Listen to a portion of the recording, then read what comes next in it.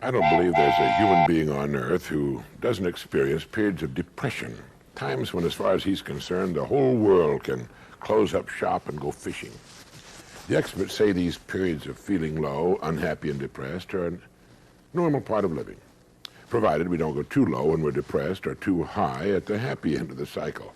If your periods of depression are too deep or last too long, you could probably use some professional help. But we all experience these highs and lows, and I've been in a real beauty of a low for the past day or so. Incidentally, these periods of depression almost always follow an illness, even a slight cold. Well, last Sunday morning, I was awakened by the telephone at 5 o'clock in the morning. It was a man I'd known years before who happened to be passing through town and just wanted to call and say hello. At 5 on a Sunday morning, he wanted to call and say hello. But once I'm up for good, so I went to the kitchen to make a pot of coffee. The moment that telephone rang, I was aware that I was depressed. In fact, the telephone had also awakened my wife, who took one look at me and asked me what was wrong. I told her I was feeling a little depressed, and she gave me a very cheering message. If I remember correctly, she said, "Oh, really?" She always has one of those great morale boosters right at the tip of her tongue. But as I was making the coffee, I thought that even though I felt low enough to crawl under the door, I couldn't think of a single human being on Earth with whom I'd trade places. And this seemed to have a good effect. And I began to wonder if this is true of everyone. Would anyone agree to physically change places with another person, to forget completely his own life and past, family and friends, to lose completely his own personality, his own mind and abilities, and take on those of another human being, a stranger? Would an old man sitting in the park willingly change places with the child being pushed by in a stroller? Would any woman, regardless of her present life, change places with any other woman on Earth? What do you think? Would you? Can you think of a person alive today with whom you'd willingly trade places? I mentioned this to my wife. I asked her the same question, and she said, certainly not. She said no one would, because it would mean losing one's identity, and that a person's identity is his most important possession. Now, to me, this was all very interesting, and I must admit that it went a long way toward restoring my attitude toward myself and the world. And the psychologists agree with my wife. They say that the most important thing to a human being is his identity as a person, and that's the thing he wouldn't trade. And now, a moment for this message. Bring the subject of trading places with someone else up the next time the family sits down at a meal. Give it some thought on your own. It has a way of getting us back on course. How about it? Is there anyone you'd trade with? Thank you. Harvey Mindus, a practicing psychologist and a professor at UCLA, is the author of this marvelous book, Laughter and Liberation, in which he points out that everyone seems to realize the importance of a sense of humor and agrees that it's one of our most valuable faculties. Thinkers, simple and profound, declare that the ability to see the funny side of things and to laugh at ourselves and our troubles is an asset of the greatest magnitude. It can help us contend with adversity, derive greater joy from living, and maintain our sanity. Yet no one seems to know how to cultivate it. The kind of humor that deserves to be called therapeutic is not the kind that enjoys jokes and comic routines, for delightful as they may be, they're contrived and superficial, bearing about the same relation to therapeutic humor as pretty pictures do to art. The kind of sense of humor that can help us maintain our sanity moves beyond jokes, beyond wit, beyond laughter itself. It must constitute a frame of mind, a point of view, a deep-reaching attitude toward life. A cluster of qualities characterizes this peculiar frame of mind: flexibility, in this case a person's willingness to examine every side of every issue and every side of every side; spontaneity, his ability to leap from one mood or mode of thought to another; unconventionality, his freedom from the values of his time, his place, and his profession; shrewdness, his refusal to believe that anyone, least of all himself, is what he seems to be; playfulness, his grasp of life as a game, a tragicomic game that nobody wins, but that does not have to be one to be enjoyed; and humility, that elusive quality exemplified by the rabbi in this traditional story. A wise old rabbi lay dying, so his disciples lined up next to his deathbed to catch his final words. They arranged themselves in order from the most brilliant pupil to the most obtuse. The brilliant one bent over the prostrate form and whispered, "Rabbi, what are your final words?" My final words, murmured the ancient rabbi, are, life is a river.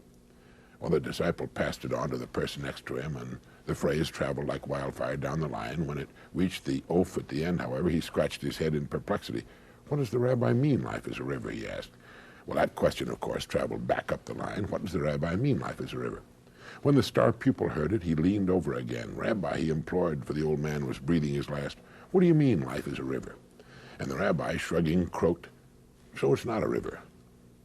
A man who can shrug off the insufficiency of his ultimate wisdom, the meaninglessness of his profoundest thoughts, is a man in touch with the very soul of humor, and each of the 6 qualities contributing to it. And now, just a moment for this message.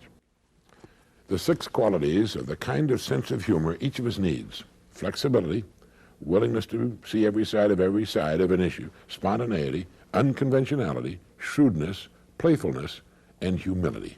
How's your sense of humor these days? Maybe you saw the news item some time back about a Canadian farmer who sold his Stradivarius violin for, I think it was in the neighborhood of $60,000. He sold it to the same New York City dealer he had bought it from many years before. The dealer paid him more for it than he had paid, and that's because, of course, the violin had appreciated in value over the years and because of the shrinking buying power of the dollar.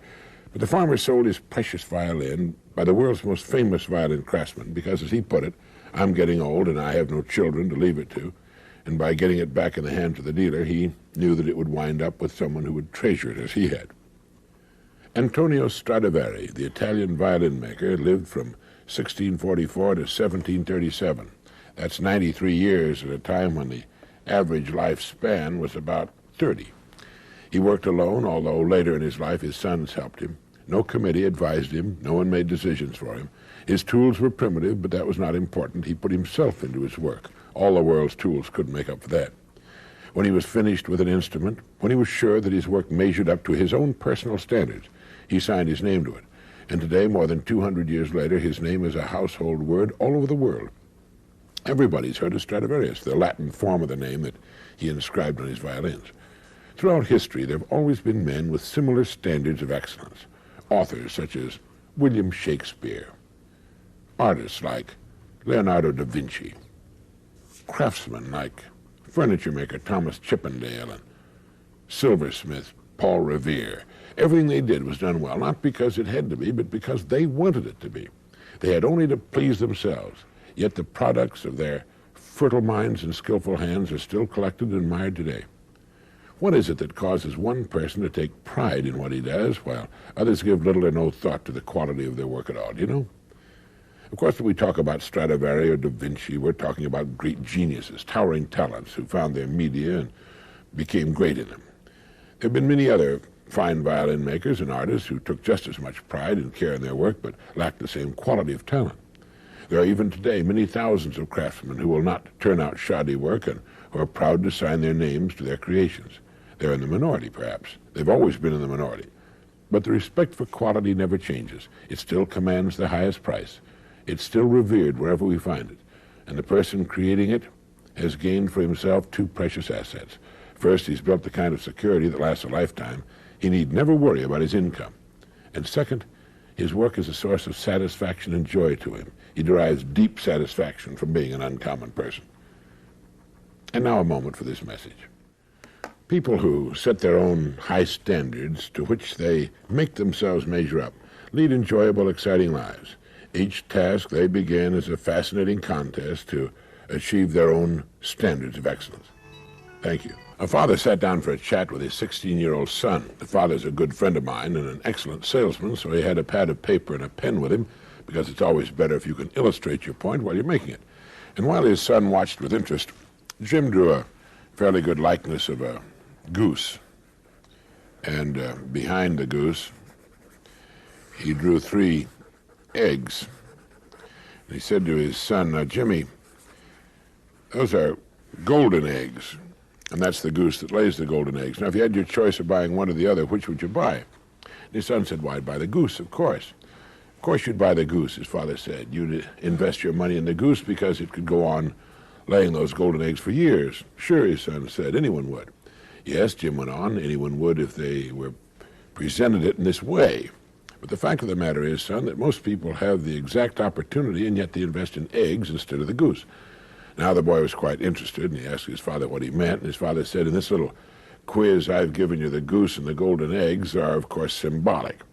The golden eggs people invest in are represented by their homes, cars, television sets, furniture, refrigerators, stoves, boats, vacations, all the good things they can buy. All the good things everyone wants to have and should have. Well, what's wrong with that, the boy asked. Well, there's nothing wrong with that, Jimmy. It's just that most of them invest in golden eggs exclusively and don't invest enough in the goose that provides all these golden eggs. You see, the goose that lays the golden eggs is the breadwinner. The more money invested in him, the more golden eggs he can provide. Now, take you, for example, Jimmy, he said. You're 16, and like most boys your age, you don't know what you want to do with your life yet. You're confused. You haven't really been giving your best to your schoolwork because you're not sure you'll need a lot of the subjects you're studying after you get out of school. And not knowing what to do after you're an adult, you don't know what you'd want to major in at college. Now, what I want you to understand is that as long as you're getting an education, you're investing, we're both investing in this goose. The more we invest here, the more golden eggs you'll be able to provide for yourself and your family someday. And if you're really smart, you'll never stop investing in the goose, even after college. Each year, you'll invest a percentage of your income in your continuing education. And each year, you'll find, well, that you're becoming more valuable as a person, able to provide still more and more of these golden eggs you and your family will want. Do you understand that, Jimmy?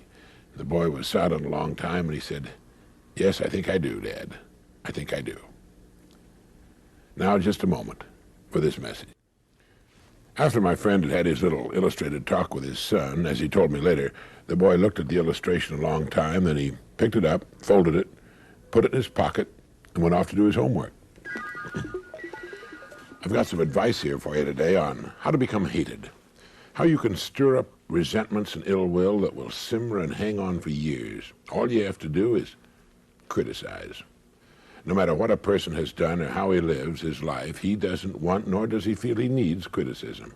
This is why a criminal can fly into a rage against witnesses, prosecuting attorneys, and judges. Although he may have committed the most serious crime and knows full well that he's committed it, he deeply resents those who by their actions are critical of him.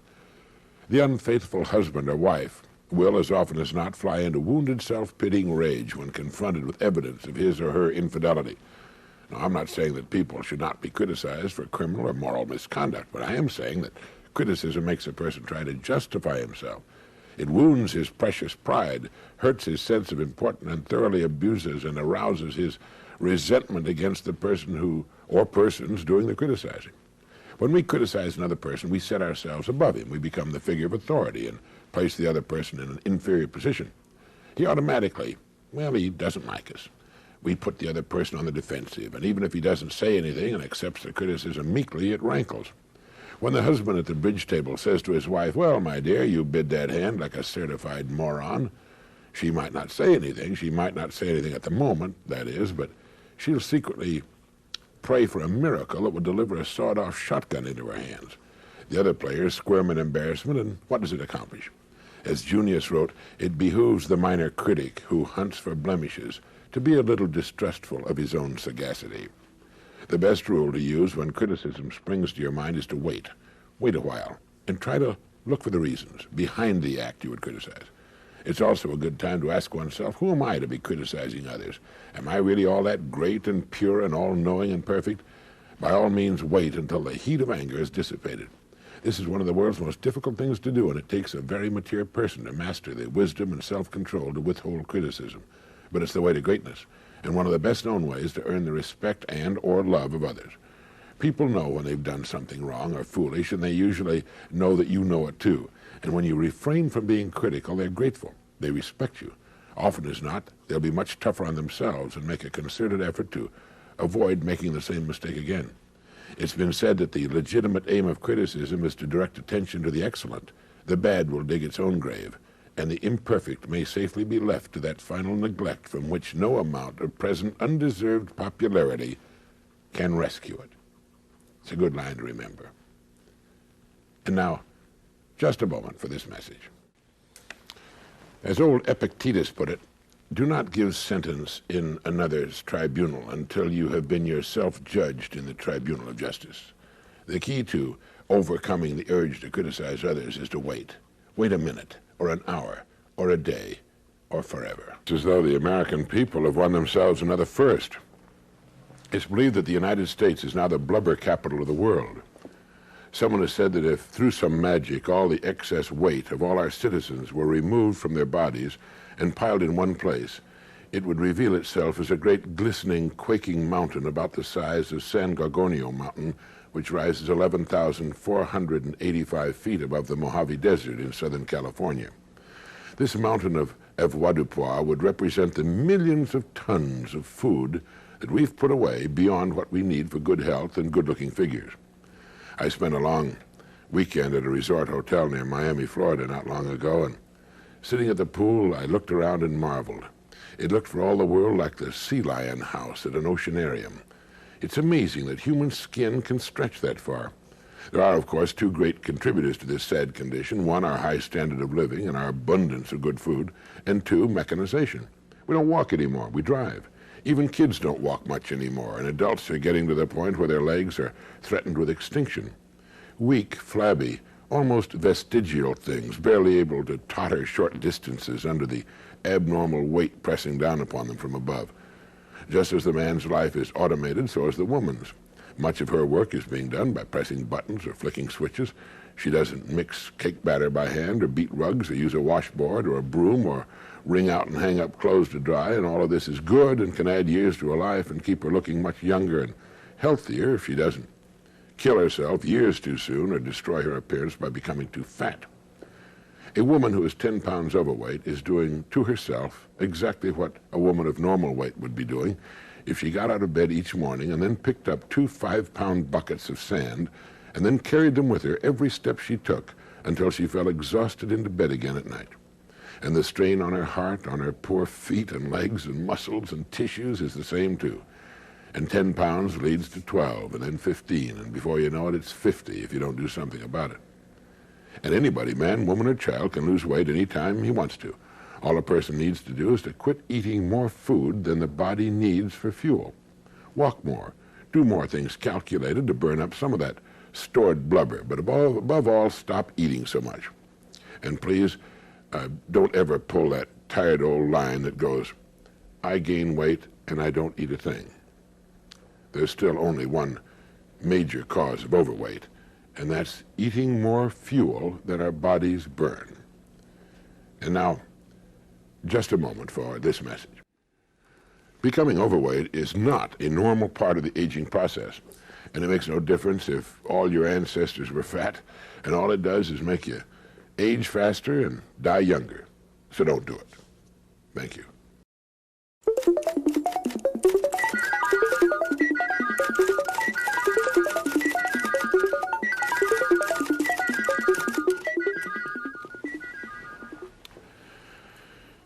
Back in the days of Thomas Jefferson, a person who had read 50 well-chosen books could consider himself well-educated.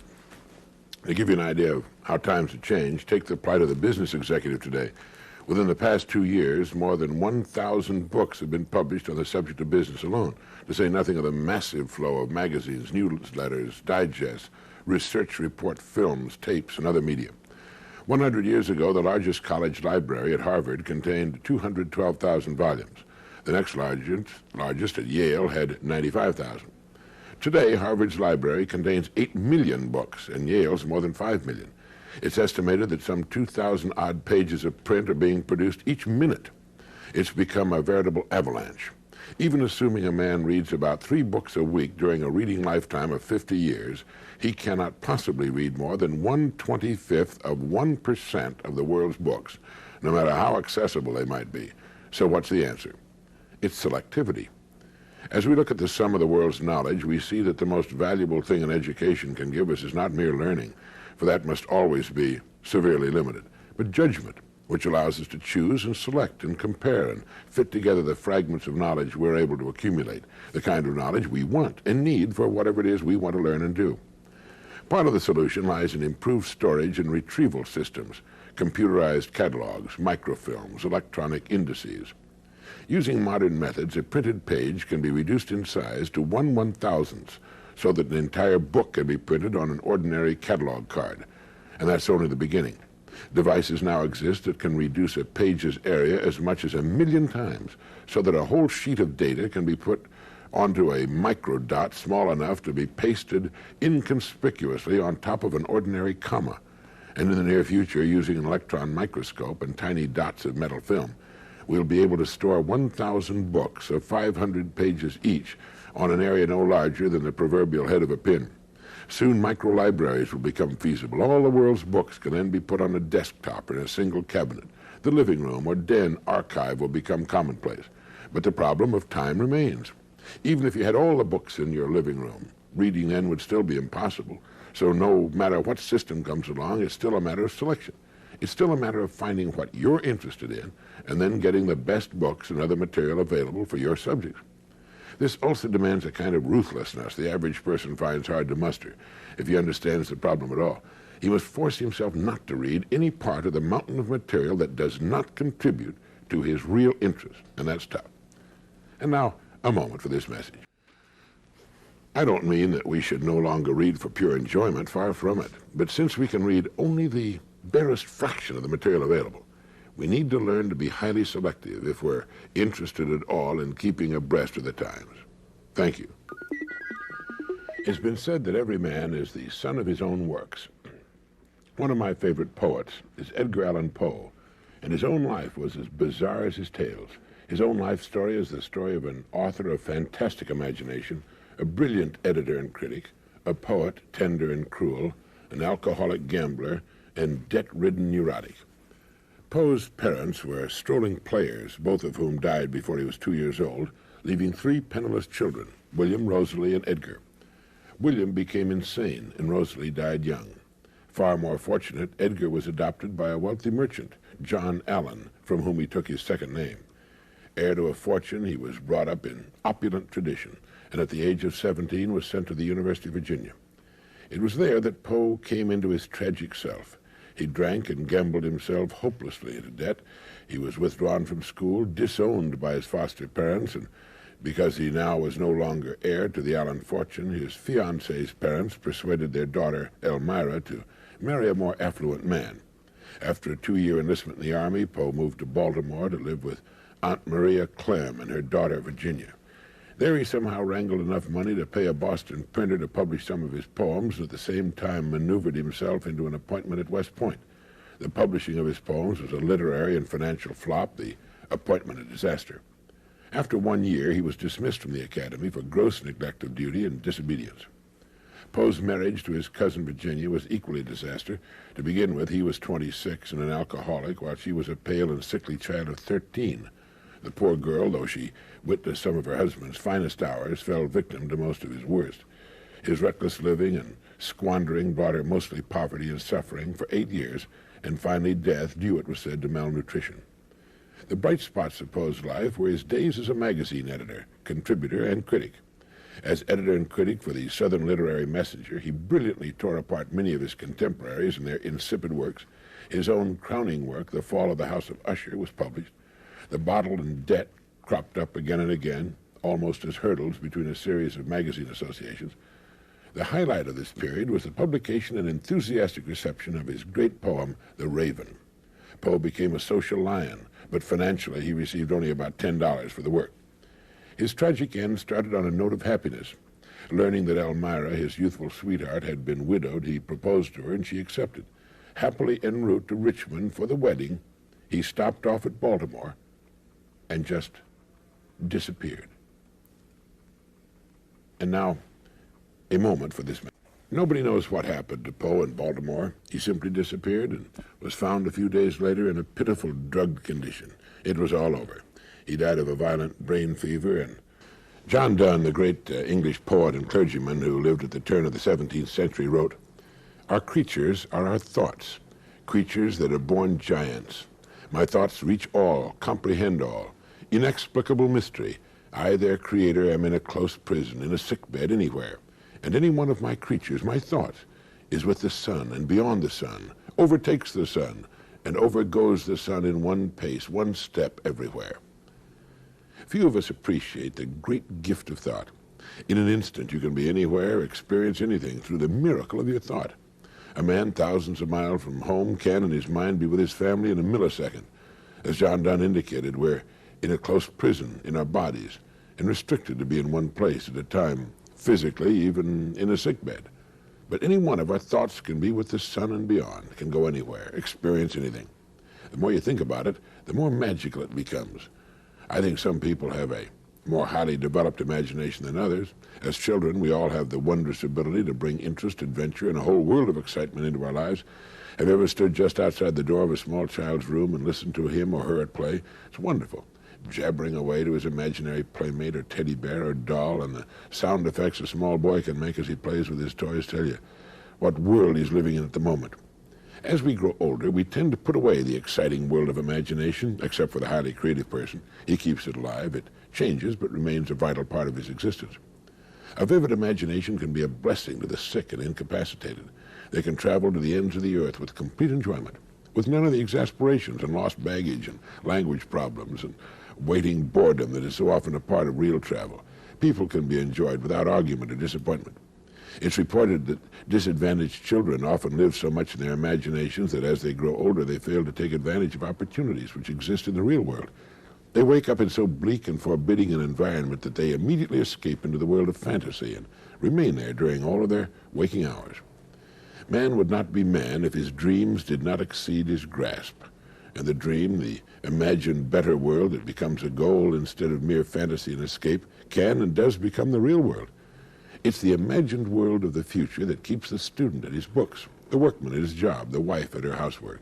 It's what makes the driver mount the cab of his truck and the surgeon scrub up for another operation and the salesman make another call. The imagination is man's most precious gift, and it's with us every day of our lives. Maybe that's why we sort of tend to take it for granted. Now, just a moment for this message. Our creatures are our thoughts, creatures that are born giants. My thoughts reach all, comprehend all. Inexplicable mystery. And what you find yourself imagining most is the key to your future. You ever get mixed up with the pronouns I and me? Millions of people do. You find yourself saying, why don't you come with John and I, when you should say, why don't you come with John and me? If you find yourself making this common error, and others in English, let me recommend a good book for you, written by Bergen Evans, one of the country's best-known authorities on English, and published by Random House. It's titled Comfortable Words. On this particular problem, Bergen Evans has this to say. We often hear, he gave it to John and I. The grossness of the error is made clear if the recipients are put into separate sentences. He gave it to I would surely grate on any ear. The construction, which is common among the half-educated but is never heard among the educated or the uneducated, seems to have had its origin in a fear of the word me in combination with another pronoun. Possibly those who use the gave it to John and I construction had been furiously rebuked or savagely derided in their childhood for saying John and me did this or that. Someone shouted John and I at them or made them stay after school and write John and I on the blackboard 200 times, and John and I it thereupon became in all circumstances. Certainly many middle-class Americans seem afraid of the word me. Some panic-stricken say he gave it to John and I. Others use the equally ghastly, less incorrect, but more affected and self-conscious, he gave it to John and myself. So then the trick is, if you're troubled by this one, to say the sentence first mentally and leave the other person out of it. To yourself, say, he gave it to me. Then aloud say, he gave it to John and me. Another common error is found in the misuse of the contraction don't. It stands for the words do not, and it is considered substandard to use it for the words does not. If you mean does not, say doesn't, as in the sentence, it doesn't make any difference. You wouldn't say it do not make any difference. And did you ever wonder why the word Mayday is used as the international distress call? It comes from two French words, Mayday, meaning help me. Another word frequently misused is livid. Livid and vivid are almost exact opposites, yet they're frequently confused. Livid is a particularly gruesome shade of blue, a leaden gray tinged with blue. It's the color of corpses and bruises. Etymologically, it's related to lavender, and synonyms are pale, wan, ashen. Vivid means vigorous, intense, brilliant, bright-colored. It comes from the Latin word meaning to live, and it's related to vivacious, and its synonyms are clear, lucid, bright. If you like the English language, get the book Comfortable Words by Bergen Evans. Make sure the kids read it too. It can do a lot for their grades in school. And now, a moment for this message. To be able to effectively communicate with others is a priceless asset, and it's one any person can acquire. Do you know that goodbye is a slurred contraction of God be with you? Once upon a time, there was a man who felt he'd reached the end of his rope. It seemed that all the interest had suddenly vanished from his life. His creative wells had seemingly dried up. He still had his work, but it suddenly seemed meaningless to him. Even his family and his home receded darkly in his mind. And finally, nearing the point of desperation, he went to see his old friend, the family doctor. The doctor listened to his story, saw the depths of his depression, and then asked him, "When you were a child, what did you like to do best?" "I like to visit the seashore." "All right," the doctor said, "you must do exactly as I tell you. I want you to spend all day tomorrow at the shore. Find a lonely stretch of beach and spend the entire day there from 9 in the morning until 6 in the evening. Take nothing to read and do nothing calculated to distract you in any way. I'm going to give you 4 prescriptions in order. Take the first at 9, the second at 12 noon, the third at 3 o'clock, and the last at 6. Don't look at them now. Wait until you arrive at the shore tomorrow morning." Well, the man promised he'd take the doctor's advice, and the next morning, a little before 9, he parked his car on a lonely stretch of beach. There was a strong wind blowing in from the sea, and the surf was high and pounding. He walked to a sand dune near the seething surf and sat down. He took out prescription number 1, opened it, and read it. It said, "Listen." That was all that was written on it, the one word, listen. And so for 3 hours, that's all he did. He listened to the sound of the buffeting wind and the lonely cries of the gulls. He listened to the sound of the booming surf. He sat quietly, and he listened. At noon, he read the second prescription. It said simply, "Reach back." And so for the next 3 hours, he did just that. He let his mind go back as far as it could go, and he thought of all the incidents of his life he could remember, the happy times, the good times, the struggles, and the successes. At 3 o'clock, he tore open the third prescription. It read, "Re-examine your motives." And this took so much intense thought and concentration that the remaining 3 hours slipped quickly by. For 3 hours, he re-examined his motives, his reasons for living and moving closer to fulfillment. He clarified and restated his goals. And at 6 o'clock, under a gray, darkening sky and with a taste of salt spray on the wind, he read the fourth and final prescription. It read, "Write your worries in the sand." There had been one thing that had been worrying him particularly, so he walked to the hard sand and with a stick wrote this worry in the sand and stood looking at it for a moment. Then as he walked toward where his car was parked, he looked back and saw that the incoming tide had already erased his worry. He then got in his car and drove homeward. And now, a moment for this message. My old friend Norman Vincent Peale told me that story many years ago about the man, the seashore, and the 4 prescriptions. Listen, reach back, re-examine your motives, and then write your worries in the sand. Money. It's great stuff, but does it make you happy? I read an interesting story in Forbes magazine about 3 young men, all in their middle to late 30s, who had formed a successful electronics firm and sold out to a much larger company for several millions of dollars, making each of the 3 quite rich. Each of them was asked by the Forbes reporter, has this wealth and the leisure, the opportunity to now do anything you want to do, made you happy? In each case, the answer was no. I know that sounds ridiculous to many, but it's true all the same. The proof that it is true is that each of the 3 young millionaires soon went right back to work to start all over again. One of them, in the style of Thomas Edison, sleeps in his lab on an air mattress so as to never be far away from his work. They all tried the life of leisure, and they all gave it up as an unhappy, unfulfilling, unrewarding, and boring form of existence. They found that they were happiest when they were working hardest to achieve the success and riches they finally won and then didn't want. One of them said that he and his wife decorated their home and spent too much money doing it. Another sailed a new boat to Europe in the transatlantic race. Another bought an expensive sports car, but soon they were all back at work. 3 out of 3, 100%. It should tell us something. It reminded me again of Irving Kristol's comment in the New York Times Magazine. He said, being frustrated is disagreeable, but the real disasters in life begin when you get what you want. He was referring to something quite different, but the same philosophy all too often applies to a person and his goals. The other night at a dinner party, I met an old friend whom I hadn't seen in some time. He had recently retired and is quite well-to-do financially. I asked him how he likes his retirement, and he said, "It's awful. We've gone all over the country fishing. The rest of the time I've been working in my garden, and I'm going crazy without enough to do. I want a job. I'll even work for nothing." Later, my wife told me that his wife had told her privately that if her husband doesn't find something soon that can occupy 4 or 5 hours a day of his time, he wasn't the only one that was going to lose his mind. She was going to lose hers too. So man strives all his working career for leisure and financial security, and when he gets it, he's miserable. With the 3 young millionaires, it wasn't so bad. They could go right back to work again. With my retired friend, that isn't so easy. The answer? It's to understand in advance that we need something interesting in which we can busy ourselves for a good part of our days. Time off is fine if you have something to come back to, something that needs to be done and which you enjoy doing.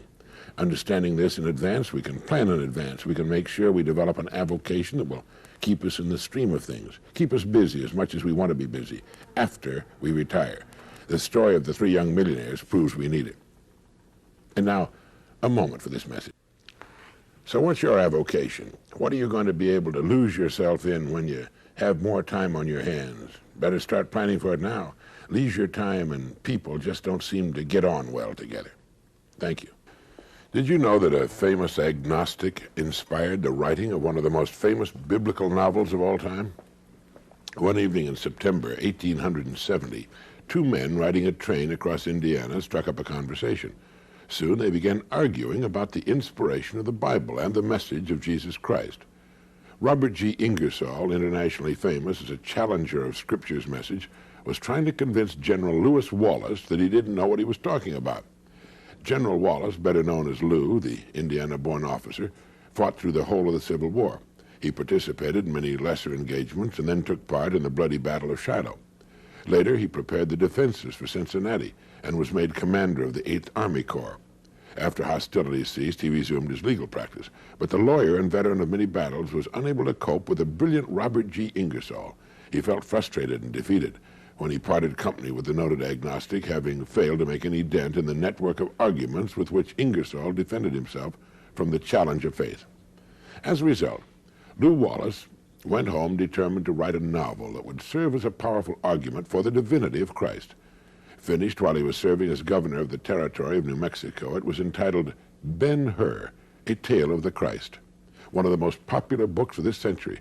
It presents the message of the New Testament within a framework of vigorous action that involves believable characters. Ingersoll didn't live to realize it, but the story his argument inspired became widely read even in regions of the United States where all novels had previously been frowned upon as immoral. The book spread all over the world. It was translated into dozens of languages. And when Lew Wallace saw the set for the Broadway version of his book in 1900, he exclaimed, "My God, did I set all this in motion?"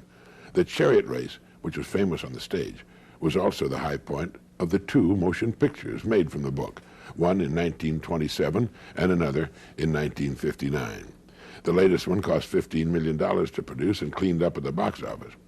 Within 8 years of the time it was published, Ben-Hur sold over 500,000 copies, unheard of in those days. It later sold 5 million copies, and it's still available in a number of editions. But it wasn't just a case of a general hitting it lucky with his first book. Lew Wallace had always written. He began his first book, The Fair God, a tale of Cortez and the conquest of Mexico, and he was just 18 years of age. Later, as ambassador to Turkey, he wrote his last book, The Prince of India, at the age of 66. Well, it's quite a story. Not just Ben-Hur, but the way it happened to be written and what happened to it afterwards, all because of a heated argument on a train. Now, a moment for this message. Yes, the story Ben-Hur became one of the world's all-time bestsellers, but it doesn't hold a candle to the old book itself, from which it got its story. The Bible is still the #1 bestseller of all time. The truth is that it's happened to thousands of people in thousands of different situations. But the man who made the story famous, in this country at least, was Dr. Russell Herman Conwell, who lived from 1843 to 1925, and who, by telling the story from one end of the world to the other, raised $6 million with which he founded Temple University in Philadelphia. and thus fulfilled his dream of building a university for poor but deserving young men. Dr. Conwell told the story Acres of Diamonds more than 6,000 times and attracted great audiences wherever he appeared. I'm sure you're as familiar with the story as I am, but it isn't the story that's so important in itself, and you're probably wondering if I'll ever get around to telling it. The important thing is that we apply the principle of the story to our own lives. The story is about a farmer who lived in Africa at the time diamonds were discovered there. When a visitor to his farm told him of the millions being made by men who were discovering diamond mines, he promptly sold his farm and left to search for diamonds himself. He wandered all over the continent, found no diamonds, and as the story has it, finally penniless, in poor health, and despondent, threw himself into a river and drowned. Well, long before this, the man who had bought his farm found a large, unusual-looking stone in the creek bed which ran through the farm and put it on his mantel as a curio. Enter here the same visitor who had told the original farmer about the diamond discoveries. He examined the stone and told the new owner that he had discovered one of the largest diamonds ever found, and that it was worth a king's ransom. To his surprise, the farmer told him the entire farm was covered with stones of that kind. And to make a long story short, if it isn't already too late, the farm, which the first farmer had sold so that he could go look for diamonds, turned out to be one of the richest diamond mines in the world. The point Dr. Conwell made was that the first farmer had owned acres of diamonds, but had made the mistake of not examining what he had before he ran off to something he hoped would prove to be better. He would then point out that each of us is like that first farmer. No matter where we live or what we do, we're surrounded by acres of diamonds if we'll simply look for them. Like the curious appearing stones which covered the farm, they might not appear to be diamonds at first glance, but a little study, a deeper examination, and some polishing will usually reveal our opportunities and perhaps uncover our own hidden talents and abilities and genius for what they really are. We just haven't been looking for them. And now, in just a moment, I'll be back. Acres of Diamonds. It's a good story to tell the youngsters over the dinner table. It's the kind of story we all need to remember from time to time and look for our own. Thank you. Let me give you a little known fact today that will increase your effectiveness in anything you do. It applies to doing a job, making more money, playing golf, cooking, raising children, teaching, anything at all. Now, while this has long been known by the most successful people of the world, it seems to have escaped the great majority. Whatever it is that you would like to do better, act as though you're a top-flight expert at it. And if you continue to play this part long enough, you will become an expert. When Arnold Palmer was 10 years old and on his way to becoming the world's greatest golfer of his time, he used to pretend that he was playing in national tournaments. He would even pretend to be the sports commentator announcing that the champion, Arnold Palmer, was now getting ready to tee off. You can take a great many strokes off your golf game simply by pretending you're playing in a great tournament, and that every time you swing or putt, you're surrounded by a large gallery and the television cameras. You'll find that you take more time, line up your shots better, and swing more like the pros and less like the duffers. If you can get a mental image of the person you would most like to become, begin now to act as that person would act in everything you do. Gradually, imperceptibly, you will actually become that person. It goes back to what the great German poet and philosopher Goethe once said. Before you can do something, you must first be something. Before you can do what you would most like to do, you must first become the person who can do it. A woman cooking dinner has only to act like a great chef to turn out a better meal. The student who begins to act like a top student will begin to get better grades. You can even look much better by simply acting like the person you would most like to look like and be like. The secret is to get and hold fast in your mind the mental image of the person you would most like to be. Then in every situation you act and talk as you feel that person would. You make the kind of decisions you think that person would. This is the way to constantly grow into a better, more effective person. You immediately begin to act with more confidence, and confidence is the first step to accomplishment. As your accomplishments begin to grow, which they most certainly will, real confidence slowly takes the place of the part you've been playing. Now, your life will not be transformed overnight. There'll be no sudden miracles, perhaps, but steadily, day by day, you'll grow into the image you hold in your mind. If you doubt this, try it for 30 days and watch what happens. You've got nothing to lose. The The time is going to pass anyway. Why not put it to work, becoming the person you most want to become? It's the trick of the experts in every field. And now, just a moment for this message. Life is much too short to live fearfully, to settle for less than the best that's in us. We can become only what we expect of ourselves. We must act the part before it can become real. There's a marriage counselor who's had a lot of success in saving marriages on the brink of dissolution by suggesting that whenever one of the partners starts an argument, the other partner should make him or her laugh. Real trouble begins when laughter goes out of a marriage, he said. One husband says, "How in the world can I get her to laugh? She hasn't laughed in 3 years." And so he asked him, "What made her laugh 3 years ago?" And the husband thought for a moment. He said, "I think I fell on the ice in front of the house." Then you've got the answer. Whenever she starts an argument, fall down and make her laugh. Well, this made them both laugh, of course, and the doctor went on to suggest that the husband think of anything that might be silly enough to get them both laughing. Stick celery in your ears, anything, he said. I remember many years ago we were rehearsing a dramatic radio series in Chicago, and the rehearsal had been going very badly. The script wasn't the best. A couple of the actors and actresses weren't happy with their parts. The director was getting edgy, and just as we were about to moodily try to do the dress rehearsal, since time was slipping away from us, one of the actors went out of the studio for a moment and returned suddenly with loud moans, staggering crazily, his eyes crossed and with the ends of a pencil protruding from his ears. He had broken a long yellow pencil in half and had stuck the broken ends into his ears. From one ear, the end with the eraser stuck out, and from the other, the pointed end. Grisly as the sight was, it really made us start to laugh. It threw us, including the director, the engineers, the sound effects people, and the musicians, into fits of uncontrolled laughter until we were helpless with tears running down our face. From that point on, we were all right, and the show was one of the best we did that year. Laughter is wonderfully therapeutic. If your kids get into an argument, give them each a cloth or paper towel and put them on opposite sides of the same window with instructions to clean it.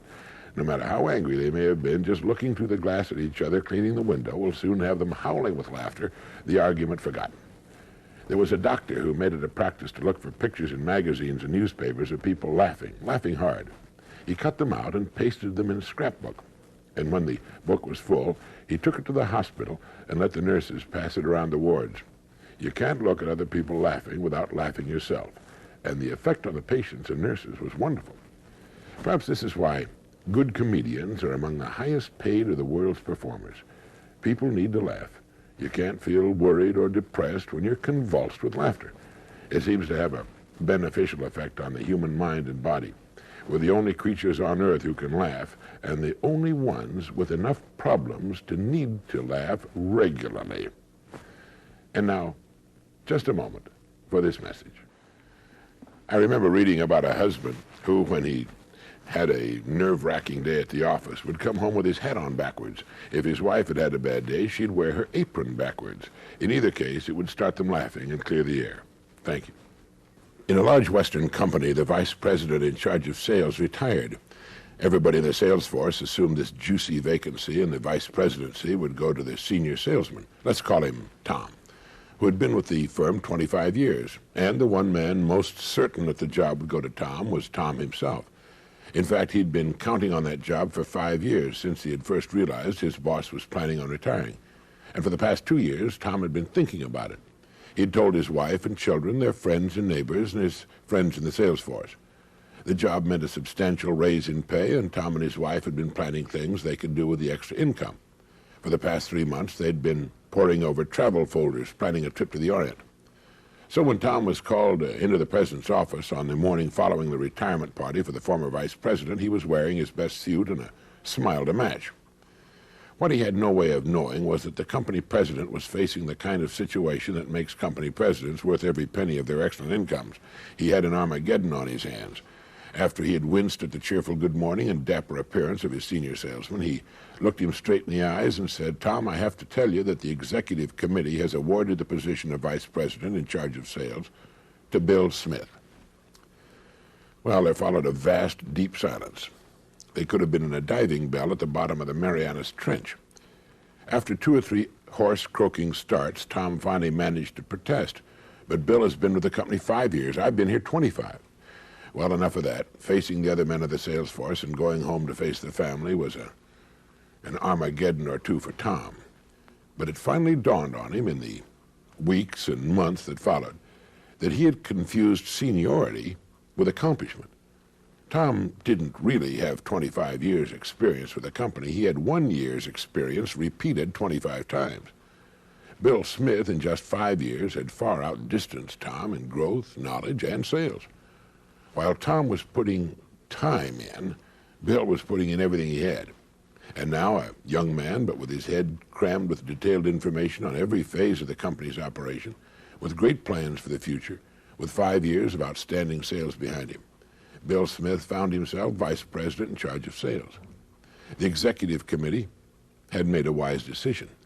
It was interested in the growth of the company, not Tom's planned trip to the Orient. Sad story? Sad for whom? Tom could have had that job. He even had a 20-year head start. He just didn't plan for it. And now a moment for this message. You know, as Albert Einstein discovered, time is relative. Its only value to us depends upon what we do while it's passing. Time means nothing at all to a stone or a fence post. It can mean a great deal to a human being. Thank you. Once upon a time, there evolved upon this planet an organism that was ill-suited for survival. It could not run fast enough to escape its enemies. If caught, its teeth and claws were small protection. It was too big to hide under a leaf and too weak to burrow deeply into the ground. To survive, it took refuge in caves where a fire at the entrance kept predators at bay. If the fire ran out of fuel, this creature could hurl rocks and thus drive all but the most determined enemies away. Its security was measured by the amount of firewood it could accumulate and the number of rocks it could gather and store in the cave against the terrors of the night. Now, you see, this was a very important sort of thing. All other creatures grew bigger teeth or learned to run faster. Alone among all the creatures on Earth, the one we're describing turned to things for its survival. This was, in the end, to make all the difference. After a while, this creature learned to cultivate some edible plants to supplement the food it could get by gathering and hunting. Growing food was at best uncertain and, in any event, depended on the seasons, which could not be controlled. So the creature began to store its surplus foods. His security against the vagaries of nature was measured by how much he could grow and how much he could store. His feeling for being at least partly in control of his destiny was based on the gathering of things. Well-being was measured quantitatively, the more the better. From the very beginning, he was motivated by fear of pain, fear of death, fear that there wouldn't be enough. In time, this creature's activities produced so much that it became more convenient to represent the accumulation of things by other things, smaller and easier to carry or to exchange. These symbols, although intrinsically of no value, assumed the same value as things, and men, or at least most men, became engaged in the acquisition and accumulation of the symbols of things. They did this even when they no longer had any need for them. The symbols were the surrogates for the rocks piled in the cave against the coming of the night. Think of this system as being reinforced over and over through hundreds of generations and thousands of years through social approval, ritualization, and acculturation. That there was something basically wrong with this way of life may be exemplified by the fact that those who refused to subscribe to the accumulation and storage of things, Christ, Muhammad, Buddha, became the founders of the world's great religions. Throughout all of this, nature was the enemy. The purpose of the life of this strange creature we've described was to conquer nature, tame the wilderness, make war on pests and vermin, control the rivers.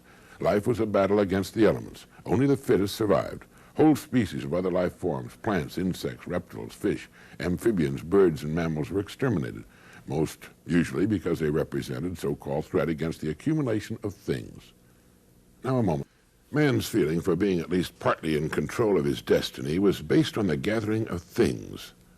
Well-being was measured quantitatively. The more, the better. From the very beginning, he was motivated by fear.